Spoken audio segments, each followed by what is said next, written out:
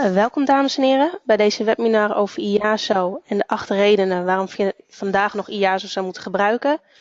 Misschien dat sommigen van jullie zullen denken, hey, een nieuwe stem. Dat klopt. Ik ben Jara en ik neem de marketing over van Angela, degene die hiervoor de webinars hield. Nou, even terug naar de webinar. We hebben vandaag 2 presentatoren. Aan de ene kant hebben we Jeroen van den Nauwland van Cloud2 natuurlijk. En daarna zal Erik Harles van Logic Now ook gaan presenteren. Mocht je vragen hebben, graag stellen in het chatvenster en dan zal ik ze aan het eind van de webinar vragen aan de desbetreffende persoon. En dan geef ik nu het woord over aan Jeroen.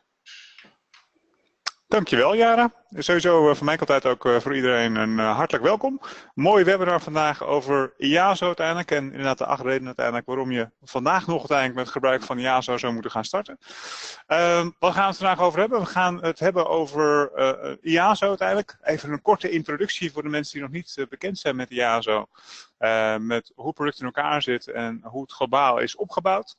Daarna gaan we het eigenlijk hebben over de USP's, de bestaande USP's in de oplossing.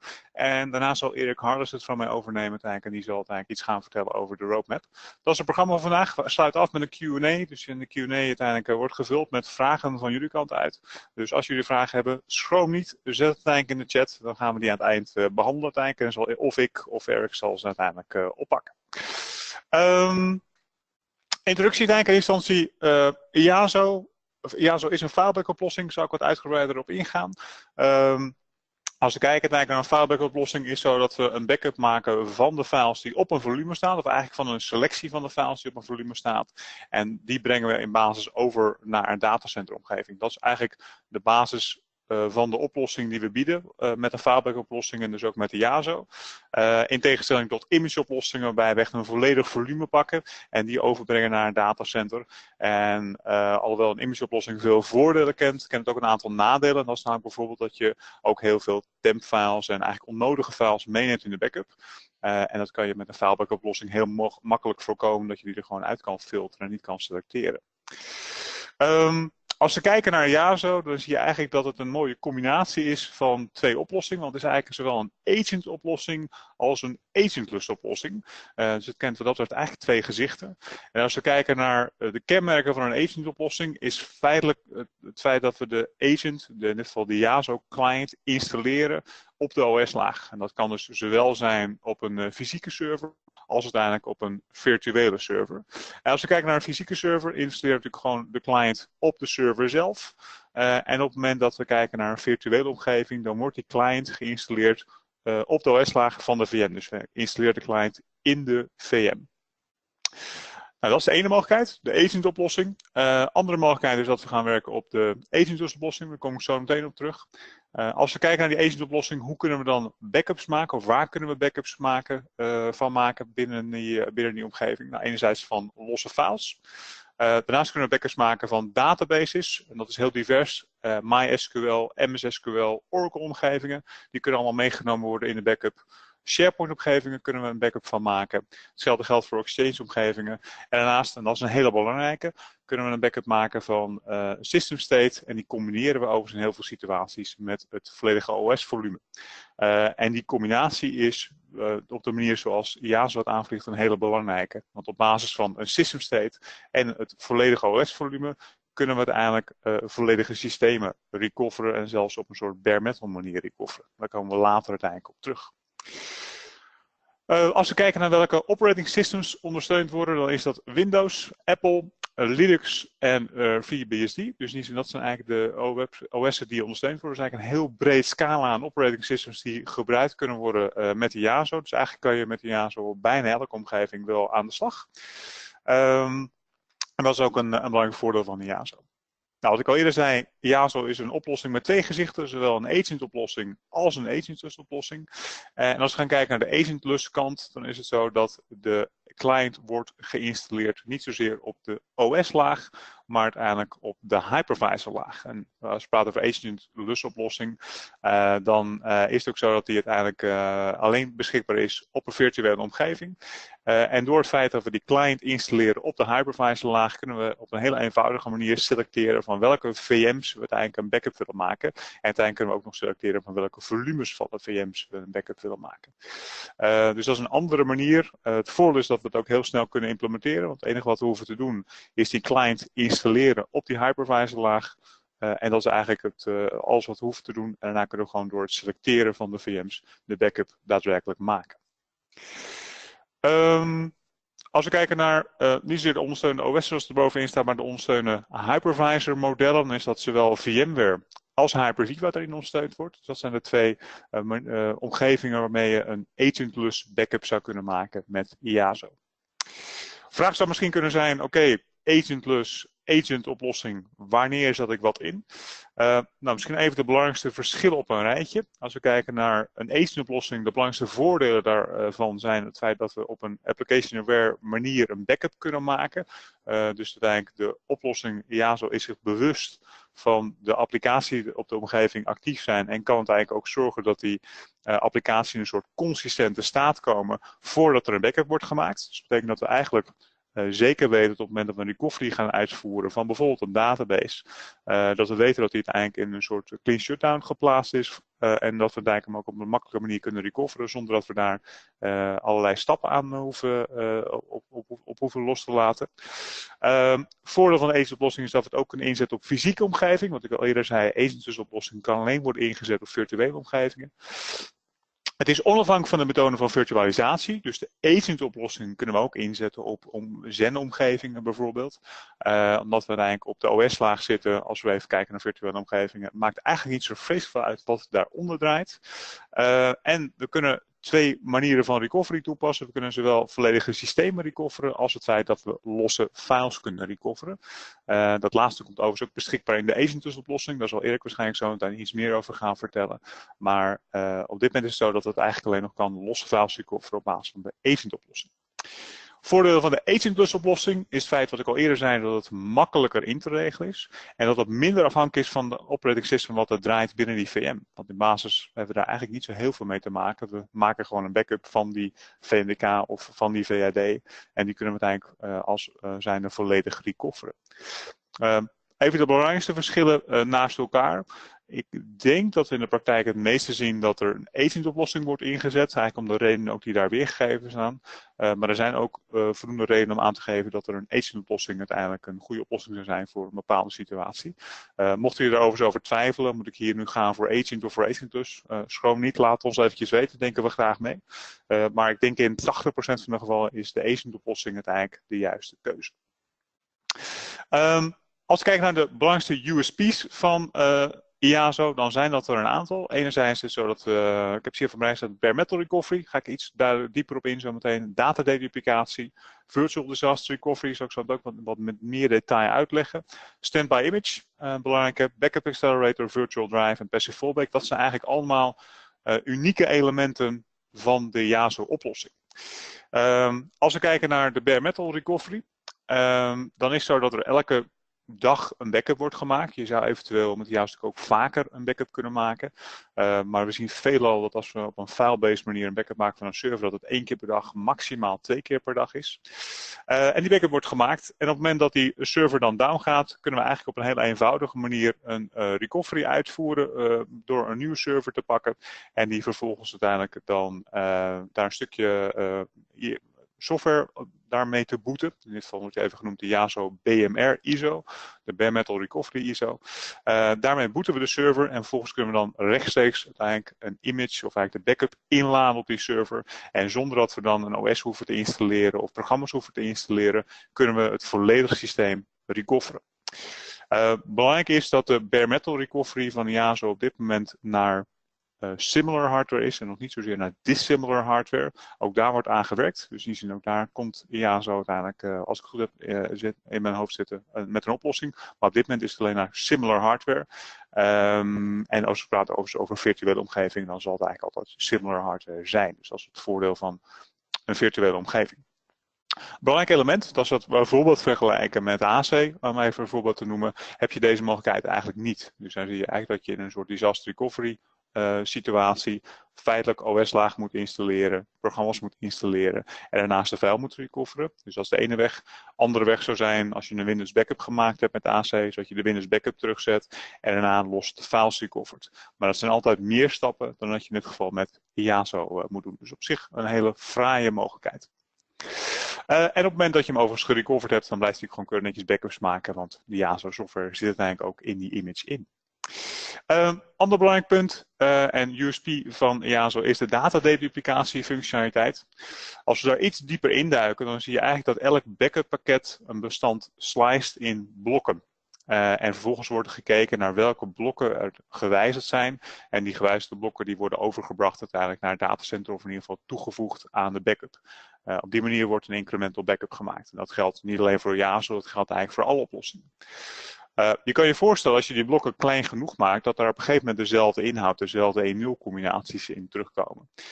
En in dit voorbeeld, in deze tekening, zijn die 1-0 combinaties diezelfde blokken weergegeven met blokken met dezelfde kleur. En op het moment dat die blokken dezelfde inhoud hebben, dus in dit geval dezelfde kleur hebben, dan worden ze maar 1 keer overgezet naar de backup. Dus dat betekent dat ze eigenlijk, en daarna wordt er geregistreerd overigens naar welke plaatsen ze moeten worden teruggezet. Dat zorgt ervoor dat je op die manier heel veel data kan reduceren en veel minder data hoeft op te slaan, omdat je alleen unieke data opslaat en niet zozeer uiteindelijk 10 keer hetzelfde opslaat. Nou, dat is in basis de manier waarop datadeduplicatie werkt en dat wordt ook door IASO gebruikt in de oplossing. Niet zozeer op een specifieke file, maar dat geldt ook over meerdere files zijn binnen de backup van de klant. Andere manier om het uit te leggen, misschien wat simpeler.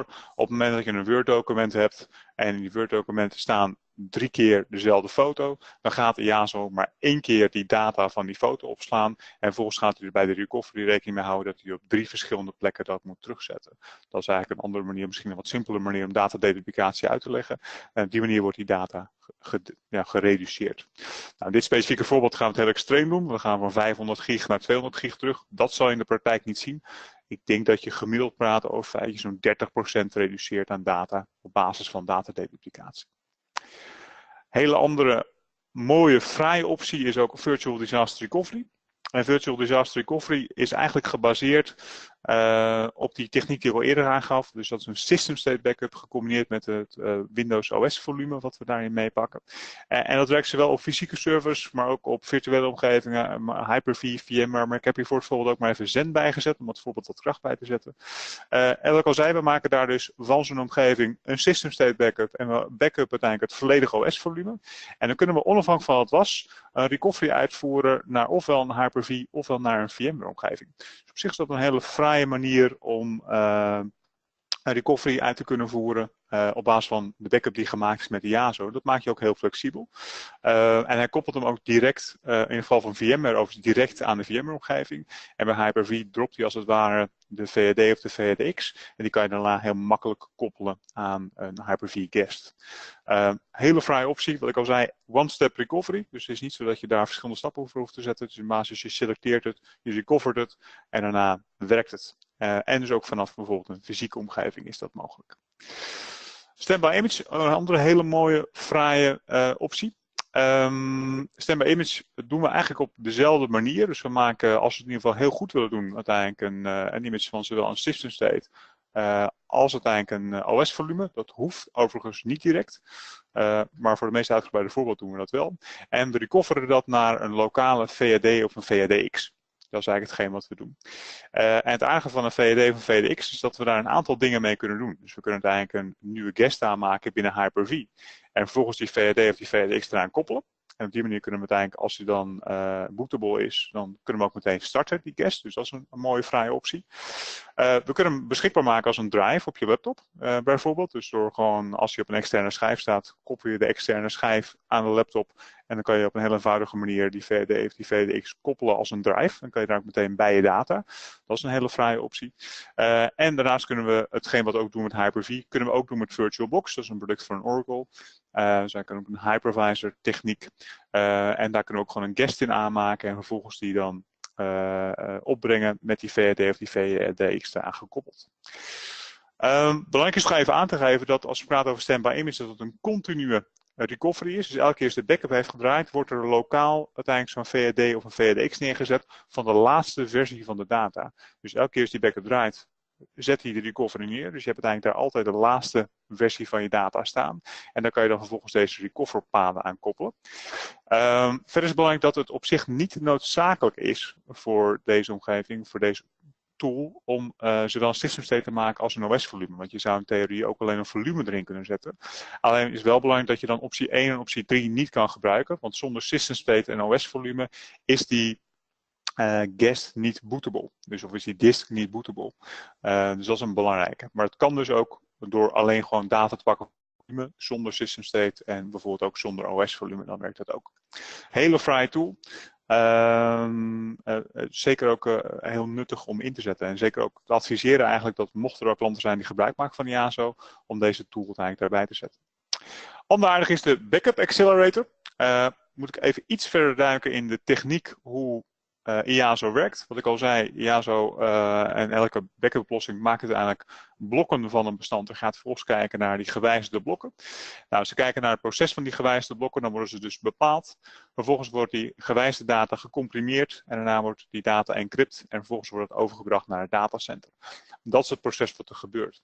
En als je kijkt naar het tijdsverloop van dit proces, dan zie je eigenlijk dat in de praktijk zo'n 60 tot 80% van de backup tijd gaat zitten in het bepalen van die blokken die gewijzigd zijn. Dat is overigens erg afhankelijk van de omgeving. Het is erg afhankelijk van de hoeveelheid files die er in de omgeving staat. Maar in de gemiddelde omgeving klopt dit wel. En het aardige wat de Backup Accelerator doet, die gaat continu als het systeem draait, dus continu als de agent actief is op de omgeving, gaat hij kijken naar gewijzigde bestanden. Dus dat doet hij gewoon door de dag heen. En op het moment dat de backup gestart wordt, dan hoeft hij niet meer te kijken naar gewijzigde bestanden. Dan weet hij feitelijk al welke bestanden er gewijzigd zijn. En dan gaat hij ook meteen starten met het uploaden van die data. Dus dat betekent dat je heel veel tijd daarmee kunt winnen. Dat betekent dat je je backup window veel korter kan maken. En dat heeft als voordeel dat je ook de backup frequentie uiteindelijk zou kunnen verhogen. Wat ik al eerder zei, een file backup oplossing zal je niet zo heel snel vaker dan 1 of 2 keer per dag draaien. Maar met deze techniek kan dat wel. En kan je dus eigenlijk werken met kortere backup windows en uiteindelijk ook werken met een hogere backup frequentie. Wat voornamelijk voordeel heeft op het gebied van RPO. Dus je kan hiermee je RPO verbeteren. Virtual Drive is een optie die er al heel lang in zit. Eigenlijk al sinds het begin, in ieder geval zolang ik IASO ken. Ik ken niet zo heel veel klanten die er gebruik van maken. Dus ik denk, ik ga hem toch even meenemen in deze presentatie. En Virtual Drive is eigenlijk de mogelijkheid om de data zoals wij die in de cloud-omgeving hebben staan, beschikbaar te maken op het systeem, zonder dat die lokaal staat. Voor de mensen die WebDAV kennen, zou je eigenlijk kunnen zeggen dat het een soort WebDAV-tool is, waarbij je die data dus beschikbaar krijgt op de server, zonder dat die lokaal staat. En dat kan op een aantal manieren heel eenvoudig en nuttig zijn. Enerzijds om gewoon de backup files te bekijken. Anderzijds zou je via die Virtual Drive optie ook via drag-and-drop files kunnen terugzetten. En voor de mensen uiteindelijk die bijvoorbeeld willen werken met een soort granular recovery van Exchange, dus kijken naar de huidige tooling, zou je dat ook kunnen doen met Virtual Drive, waarbij je uiteindelijk op afstand, dus via die Virtual Drive optie, de backup database koppelt als een recovery database aan je Exchange omgeving. En vervolgens op basis daarvan dan uiteindelijk files kan terugzetten. Dus een hele fraaie tool. En zeker ook te adviseren om te gebruiken. En daar zit er ook, wat ik al zei, al een hele tijd in. De rest hebben we eigenlijk dan, en dat is ook een hele belangrijke functie, passive fallback. En passive fallback is gratis inbegrepen bij het pakket IASO wat je afneemt bij ons. En passive fallback biedt de mogelijkheid om op het moment dat de server down gaat, de omgeving weer op te brengen bij ons op het platform. Dus als we kijken naar dit plaatje, dan hebben we eigenlijk een lokale server met daar endpoints aangekoppeld. En op het moment dat die server down gaat, gaan die endpoints niet meer connecten met die server, want die is er niet meer. Maar gaan ze connecten met de omgeving die bij ons op het platform is opgebracht. En passive fallback is een hele mooie oplossing. Het is fysiek, dat we zeggen, zowel beschikbaar voor fysieke als voor virtuele systemen. Dus je kan het heel flexibel inzetten. Op het moment dat we, als we kijken naar IASO, een system state backup hebben en een OS volume backup hebben, dan kunnen we zowel van een fysieke server als van een virtuele server die recovery uitvoeren naar ons platform.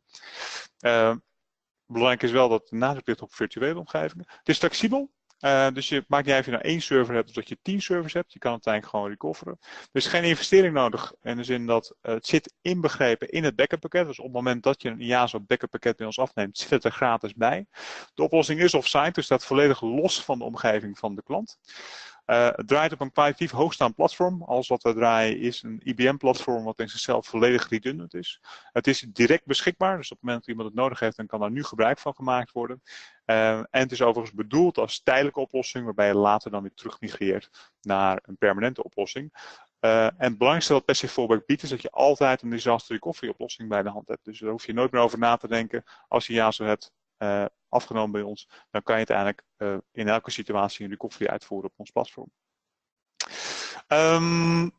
Belangrijk is bij Passive Fallback dat er een goede voorbereiding is. Dus om daar gebruik van te maken moet goed voorbereid worden. Dat begint overigens met gewoon een goede inventarisatie van de omgeving van de klant. Vervolgens te bepalen welke servers moeten er daadwerkelijk worden meegenomen in die Passive Fallback situatie. Je ziet vaak omgevingen waarbij niet alle servers essentieel zijn. En dan kan je ook discussiëren of die dan meegenomen moeten worden in zo'n fallback scenario. En als dat niet zo is het belangrijk om die dan ook weg te laten.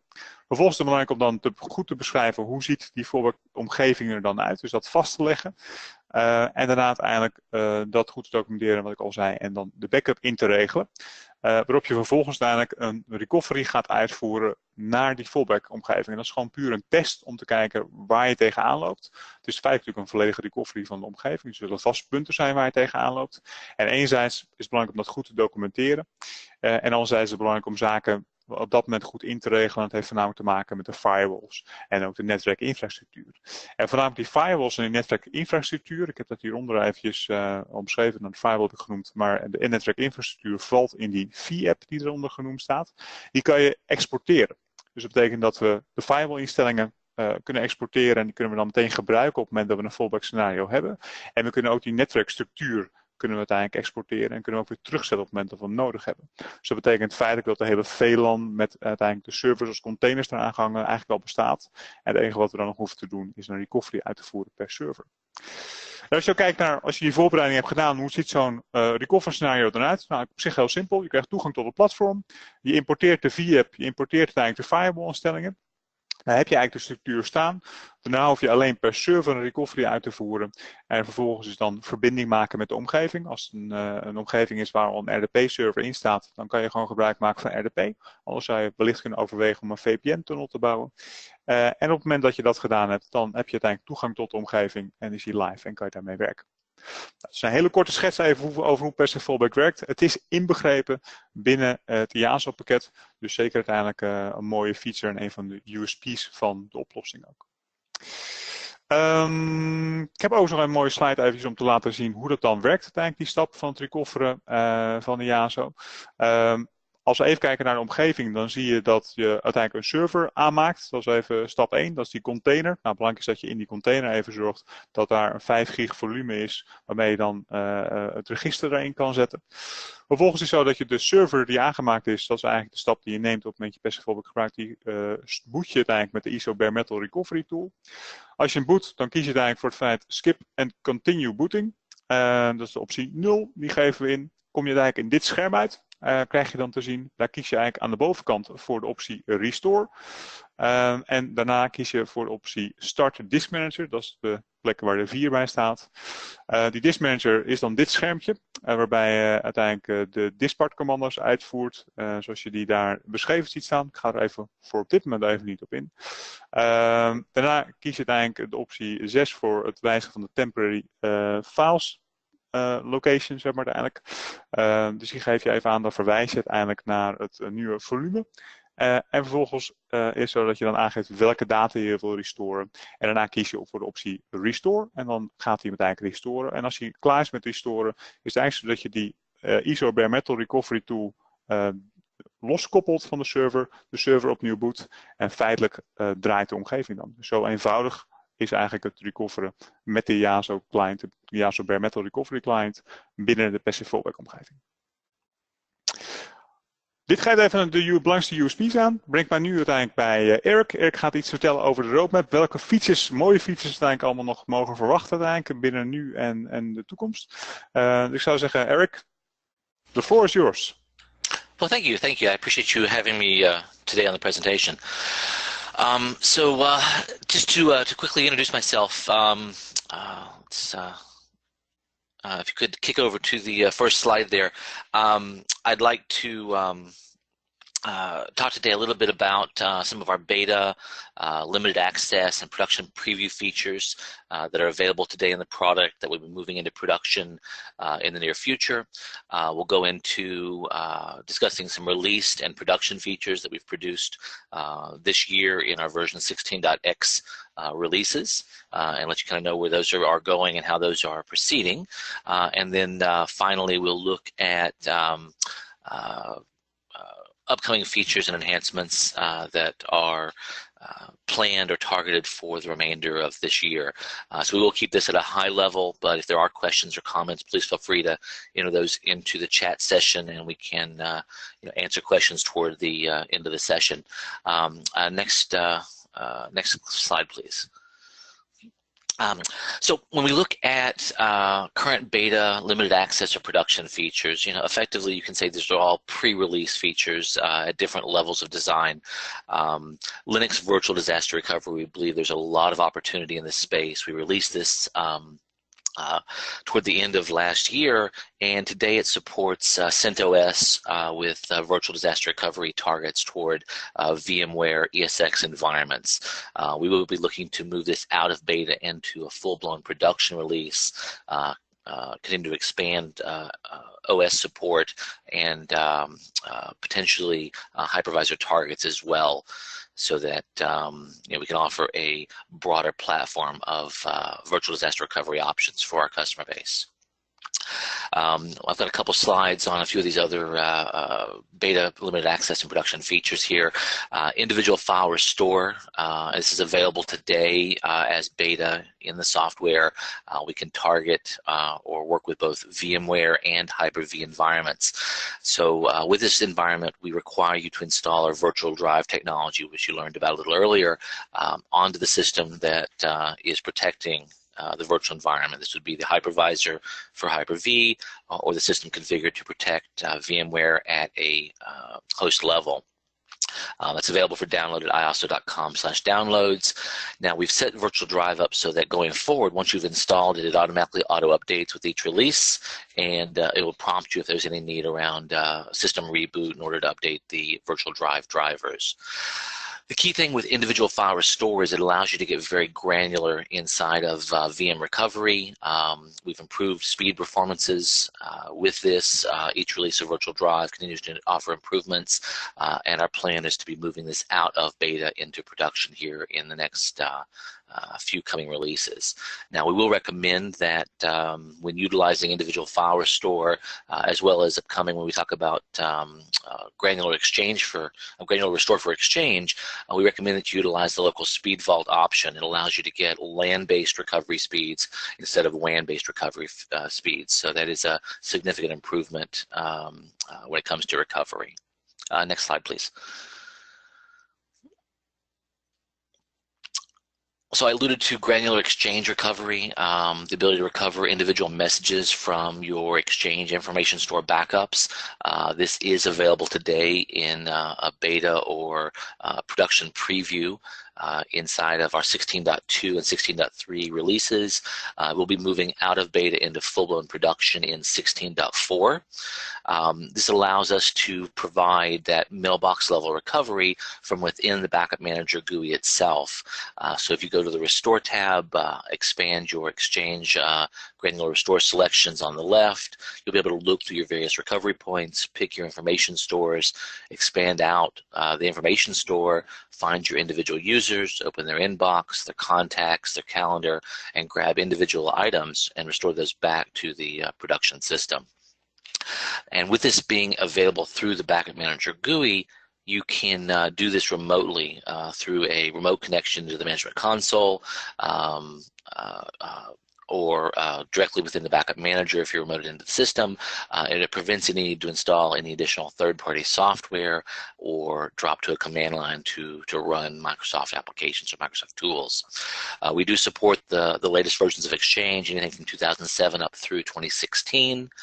A couple prerequisites. It does require that the system that you are doing the protection on have our virtual drive component installed, and we do look through for some components either from Outlook or a MAPI client. So the deployment here, obviously easiest if you're running Outlook on the Exchange server as a client, like most granular restore tools, or you can just point to a location someplace on the network and we'll pull over the mapping components that we need in order to complete the deployment and installation. As I mentioned previously, best WinRAN with local speed vault to get that performance boost at local restore speeds versus WAN restore speeds. Next slide, please.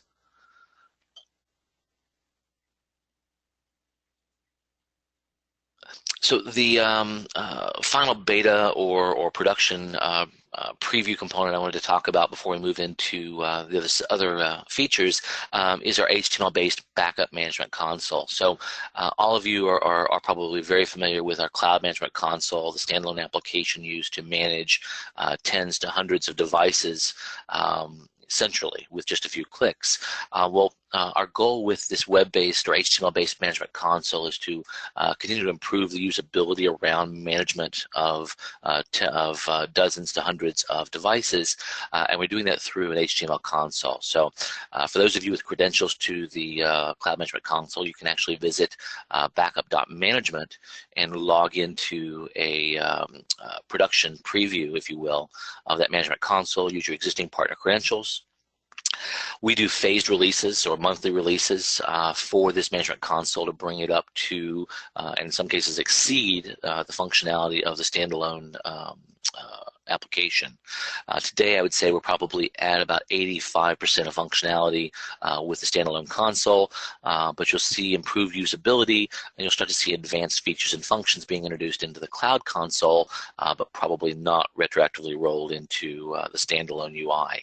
The goal, however, would be to continue to maintain both applications probably for at least the next year, possibly longer, giving our customers, best of both worlds, if you will. So you see that continued UX design with each release. This is a current screenshot of the Cloud Management Console itself. I've got a little bit of an animation here. Probably needs to have one more click here, and it'll move forward to the next screenshot. So here you can just see a little bit of the continued evolution of the Management Console, improving the graphics, the charts, the day-to-day navigation, utilization of space on the screen, what have you. The overall goal, though, quicker onboarding, maintaining an intuitive design, adding in user analytics so we can see where our partners are clicking and adjust the key features and functions so that they're just a few clicks away, and the tooltips and help are available to you, right there as you're using the Management Console. Next slide, please.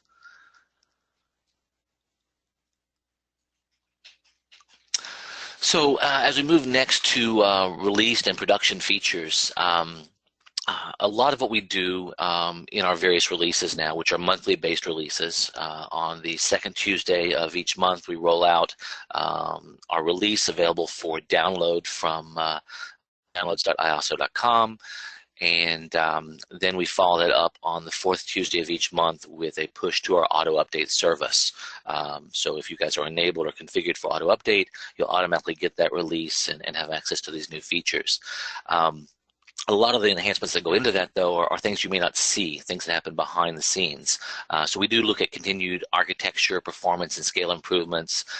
For instance, addition of backup register consistency checks. Obviously, we do these type of things already, but we continue to improve these as we find, benefit or speed improvements, processing improvements. We also work on reducing data transfer. So if there's less data we need to transfer, either in an upload or a download, we'll constantly look how can we improve that, whether it be just 10 or 15%, or even as little as a few 4 to 7%. All of those things add up, especially when it comes to scaling out for tens of thousands of servers across our region.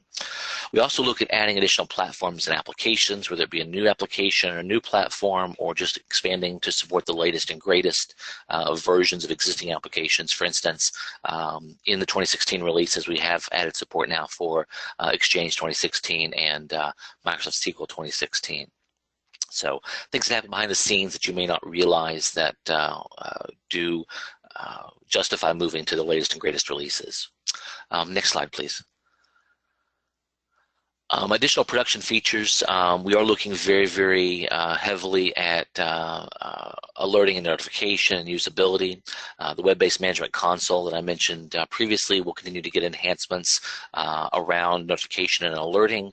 What you see is what you get style of development, so that you can actually preview your alerts before they are configured. Those are all things to come in 2016, but we are adding more alerting and more notification capabilities as well. For instance, real-time alerting around local speed vault or cloud storage hiccups, failures. For instance, if you were to disconnect your local speed vault, we can trigger an alert that would send out an email to your dashboard user or your technical contact, and as a part of an automated process. The same thing could be said if internet connection were to go down and it caused the cloud storage to go offline. We'd see that type of information, and we would utilize that for a real-time alert. We've added automatic disaster recovery testing for virtual disaster recovery with our 16.3 release. Now this is initially limited to virtual disaster recovery into VMware ESX environments, although we will continue to expand that into other hypervisors with future releases, and I'll talk more about that here in an upcoming slide. And we look at usability, especially now through this web-based management console, things like self-service password resets. So if you were to lock yourself out or forget the password to the management console, you can go in and actually reset that yourself now through the UI, assuming you've registered an email address with your account. Simplified configuration for LSV local speed vault capabilities.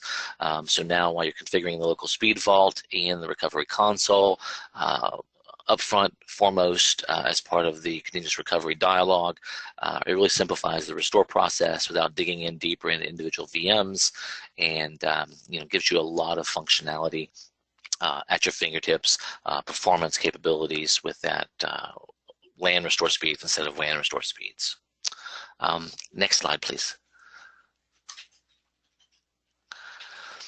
So if you look at virtual disaster recovery testing, the way this works is we will configure the environment just through a little checkbox on the virtual disaster recovery tab, and this is available either in the backup manager or through the recovery console. It's configured to automatically create a snapshot in the background, boot that virtual machine after the recovery finishes, take a screenshot, and then send that to you as part of an email notification. If you click ahead just one more, we'll get a sample of the email that goes out. In this case, dear partner, automated alert to inform you of a recent virtual disaster recovery session, partner, device, session status, and then a screenshot from the virtual machine boot. Now these are HTML-based templates that could very easily be configured with custom messages, custom contact information to coincide with your partner and branding structures. Once we've done this, we discard the snapshot so that it doesn't impact the virtual machine itself, and that if there were a disaster now, you could know that with certainty you could boot that virtual machine up and you would have a successful restore operation. So today this does support ESX only. We do have on the roadmap, though, I'm hoping to see here in 16.4 the enhancement for Hyper-V, and then following shortly with Azure and Amazon in the near future. Next slide, please.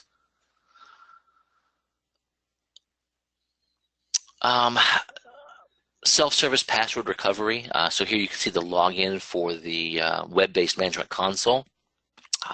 Prompting you for your partner, your username, and your password. And you have options here, obviously, to remember yourself on this computer. I would encourage you to be very careful about where you do choose to cache your username and passwords. With that, people do have access to, all of your devices under management. Typically, I recommend creating additional user levels in the management console. Not always logging in with root and super user style access. But regardless of the account that you utilize, if you were to lock yourself out, assuming you've added an email address to that account that you've created, then you do now have self-service restore capabilities. You'll just select can't access your account, and then we'll prompt you with some dialogues to reset the password. You'll get a link to access the environment to be able to connect and reset your login. Next slide, please.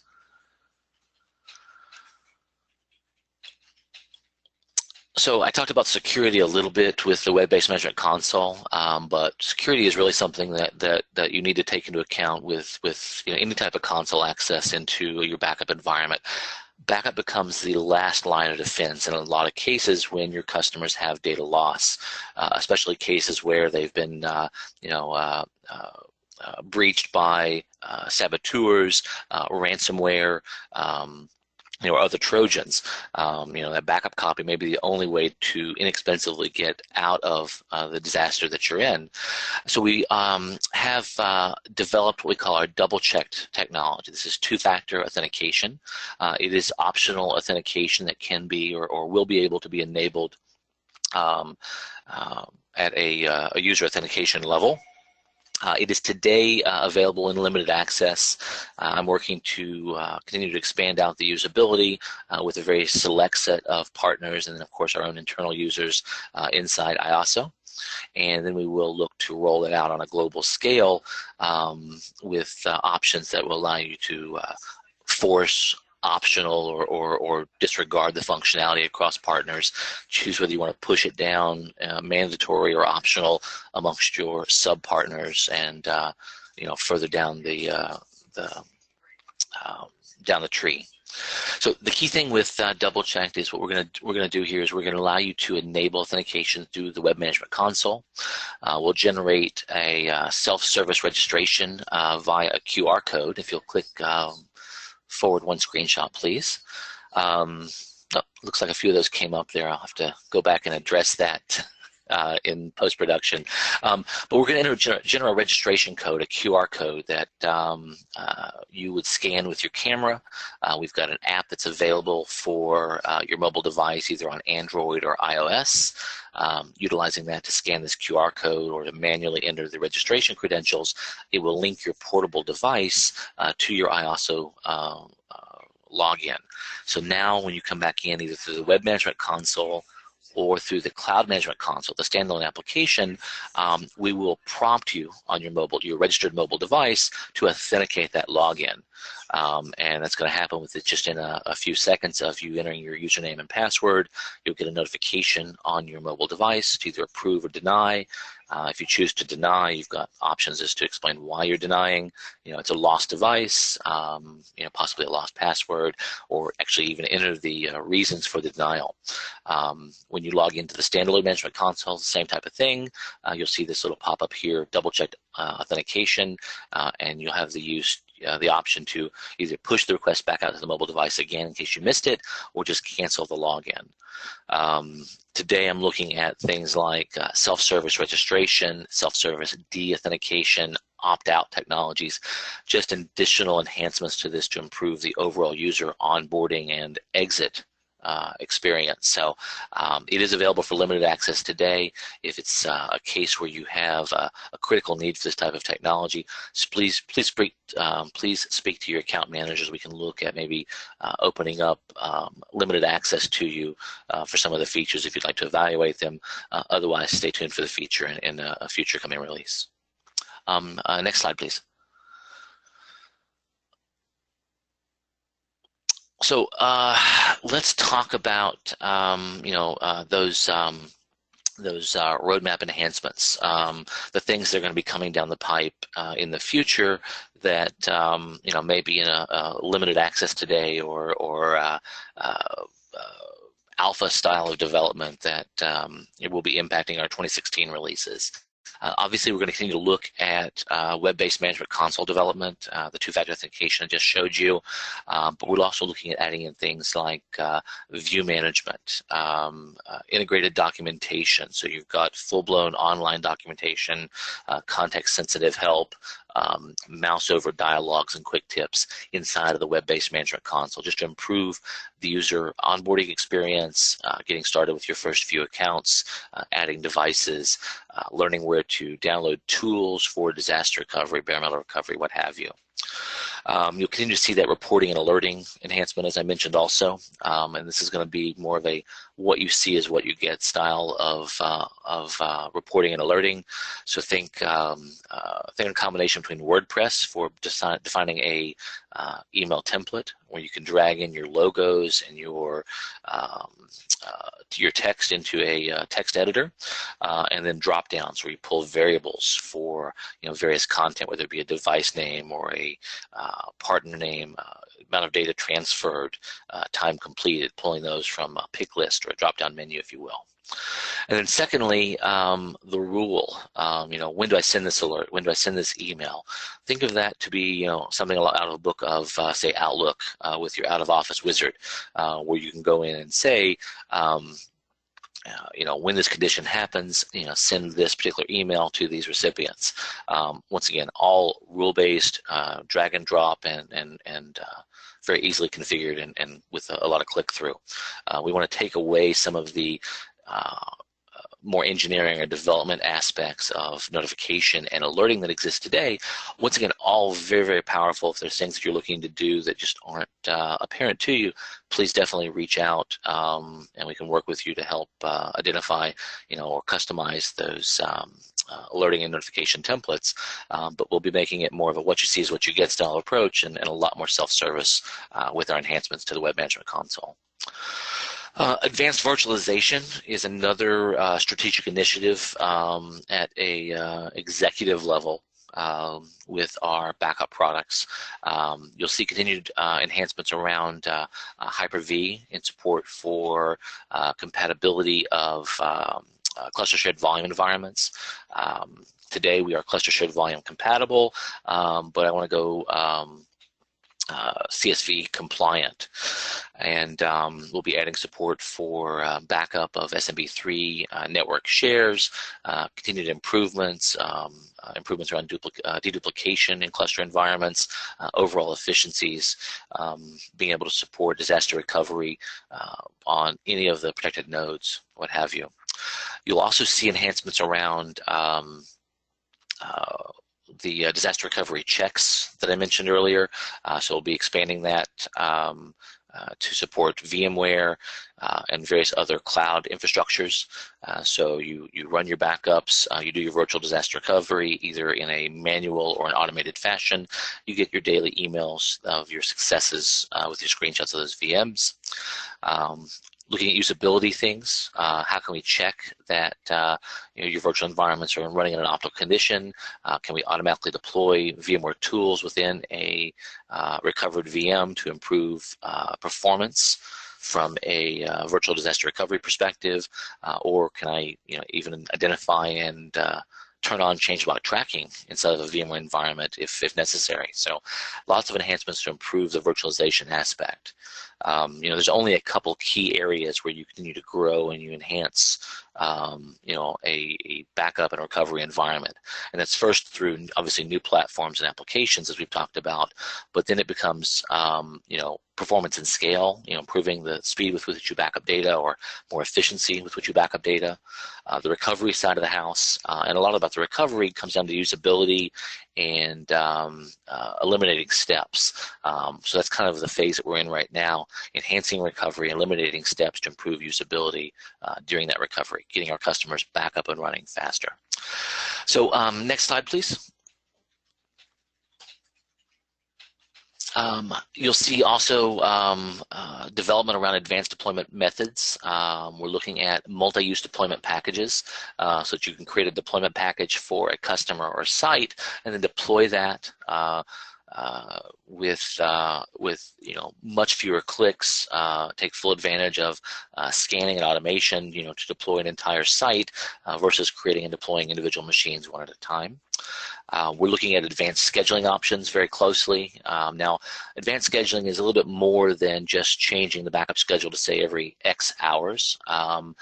There's also a lot of infrastructure and logic that's built around that to help prevent overscheduling, preventing partners and customers from configuring environments that would just never be physically possible to protect, due to bandwidth or time constraints. So we're looking to balance that every X hours type of scheduling with that right kind of logic to prevent conditions where backups will just never be successful due to over configuring. We're looking at policy management inside of the backup manager and management consoles, so the ability to find multiple policies and then to define default policies for new servers and workstation deployments. And then, of course, that latest and greatest applications or platforms I talked about, support for Windows Server 2016 and, all of the environments configurations that it will bring. With that, I believe that is my last slide. Do me a favor and click one more forward. I don't think I have another one after that. Oh, I apologize, I do. So the recovery side. So bare metal recovery is something that we've been expanding a lot over the last 18 to 24 months. If you go back, backup used to be cloud-based backup and restore, and now we're truly a hybrid data protection solution for data protection and disaster recovery and business continuity. Bare metal recovery continues to get, or will continue to get, UI and UX improvements for the user interface and user experience. We're looking at options such as combining support for mixed environments using master boot record and GPT partition. Today, you're recovering either one or the other structure. We're looking at combining boot media so that whether today you're using an executable to create a USB key or you're downloading the ISO file to burn to CD to boot, in the future we're looking at how can I give you a single executable that will create your USB or create your ISO for you, just improving overall, once again, usability and speed to recovery. We're talking about PXE or network boot for recovery, so getting rid of recovery media altogether. And then finally, closing out our dynamic disk support, which we've introduced for virtual and standby image environments, but is still an outstanding piece for bare metal recovery. You'll see enhancements with our recovery console. The recovery console is that multi-tenant UI or multi-instance UI that allows me to recover multiple systems at a standby location, secondary customer side, or in a cloud restore target.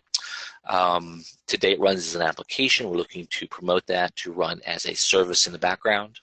Also looking at how we can enhance this to run either headless on, say, a Hyper-V core server, and then providing a web-based user interface, much like the backup manager and the web-based management console have today.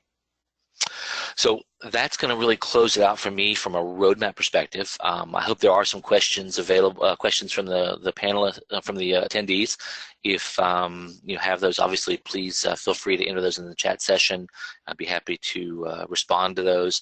Or if you do have questions that you don't want to enter live, feel free to send those to your host, and I'll be happy to respond back to Cloud 2 with those inquiries. Thank you, Eric, for your presentation. Before we go to Yara with the questions of the audience, one question came in mind because you mentioned a couple of times the local speed vault, which is a very powerful tool to do quick recovery. But right now you're looking at a lot of people who are handling with or are confronted with ransomware. And we also see some cases where the ransomware is targeting the local backup images or backup files. Do you have any tips on how you can prevent ransomware from targeting the local speed vault? I do. So the local speed vault is built in a way that we understand the data structures on it. If a local speed vault were to inadvertently become encrypted, then we have logic to prevent that encryption from being uploaded into the cloud. So an infected speed vault will not damage the cloud copies of the data that you have. We do have, if worse came to worse and you had to recreate your local speed vault, you can do a reverse seed load, which would allow you to basically recreate a new local speed vault from the cloud and generate that, which you could attach to a system. And sometimes downloading all of your data and creating a new vault could be quicker than trying to selectively pull it back from the cloud. really depends on what your bandwidth is in your environment. But typically, you want to look at your ransomware environment, figure out what has been encrypted, what is at risk, confirm you've got good backups in place that you can restore from. Maybe consider triggering a virtual disaster recovery just behind the scenes. Make sure that you've got it working. It's bootable if you weren't doing testing on the environment, and do that before you consider doing a direct restore of a top of the infected or compromised machine. One thing you don't want to do is you don't want to compromise the possibility of obviously paying the ransom before you've confirmed that you do have all your data back and it's back to a known good point. If your last backup was 3 days ago for whatever reason, there may be data in the last 2 days that you just have to have. So, always consider your options. Make sure you've got recovery capabilities that you can perform before you overwrite that infected machine. Secondly, with your local speed vault, a network share local speed vault is a better choice than, say, a local drive as a speed vault. Local drives are going to be more susceptible to that type of encryption and compromise. When utilizing a network share, I'm going to recommend that it be a network share that's not a domain resource, but stand up a